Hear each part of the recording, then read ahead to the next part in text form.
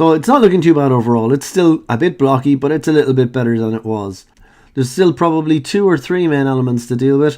We need to get a little bit of curvature into the base of the fork just here. We need to extrude up the handle.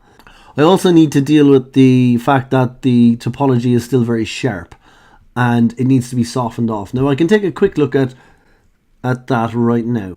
So this is my fork as it currently stands, and we can see that it is looking a little bit blocky. And the reason it's looking a little bit blocky is because we're using flat surfaces, flat square surfaces in this case, polygons, to describe something that's rounded. And this is a problem for all CG programs. If we want to have more rounded surfaces, we need to add more polygons. A lot more polygons. And if we add enough polygons, we'll get a slowly graduated slope. So it'll curve. The problem that CG software has is you now need to manage all of those polygons. So you could end up creating quite a lot, and we have a limited number of polygons right at the moment. We can see how many polygons are in our scene by going to display, coming to heads up display, and coming down here to poly count, which is this guy just here. And that'll bring up this little HUD up here, and it tells us how many polygons we have, how many polygon faces, there's 94, how many vertices, 96, and how many edges are within our scene. If I want to describe a curve shape, I could add a lot more polygons, and that would get me the more curvy shape. I have to manage all that, and I don't want to have to manage all that as I model. So Maya offers me a quick way to see what my mesh would look like if I had a lot more polygons. At the moment, I'm looking at the low poly version. If I hit 3 on the keyboard, it gives me a look at what's called a subdivision surface. And we can see that it's rounded out quite a bit more. So I've gone from this blocky shape to this rounded out shape. So what Maya is doing underneath is it is interpolating between the vertices. And that sounds fancy, but really what it's doing is it is taking this vertex here and this vertex here, and it is creating a curved shape in between. And this is very similar to what happens in programs like Illustrator and in Photoshop when we use the pen tool or when we draw vertices in Illustrator. If we move points closer together or play with the tangency handles, we can move from a very sharp curve to a softer curve. So we use tangency handles in those programs. Within Maya and within 3D programs generally, we do the same thing by using distance. So the closer the points are together, the sharper the corner, and the further away they are, the softer the corner. Now we'll take a look at that in a little bit more detail shortly, but just for now it is useful to pop between 1 and 3 just to see how the shape is holding up when we subdivide it. Now I always model in 1, so I always go back to 1, and that shows me exactly where the vertices are. So that's a quick look at softening off the model a little bit.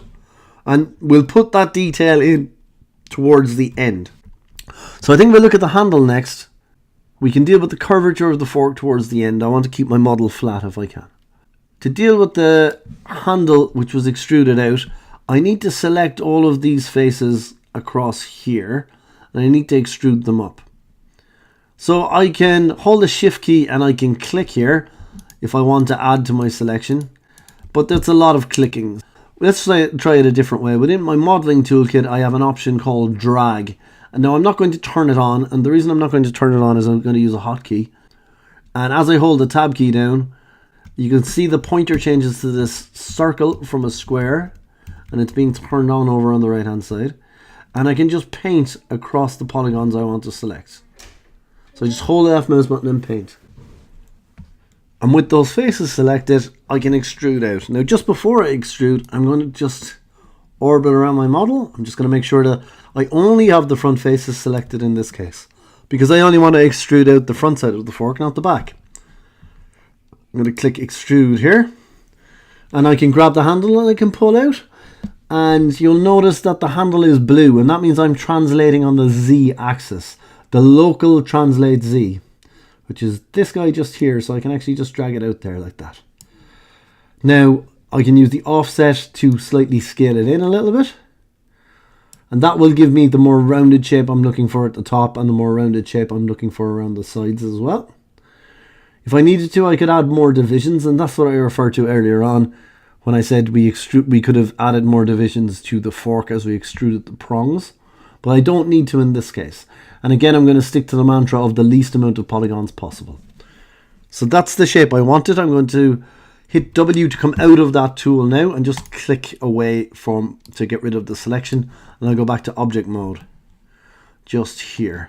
And I actually pop between 1 and 3 quite a lot. So I pop over to C3 and you can see it's still very, very soft. Not what I expect. It's gone very, very soft just here. So 1 and 3, and you can see that it's not holding up the shape, and that's because I've got this very, very long polygon here, and it's trying to interpolate between this vertice position and this vertice position all the way down here. So it's pulling the mesh in. How do I improve the subdivision that's happening?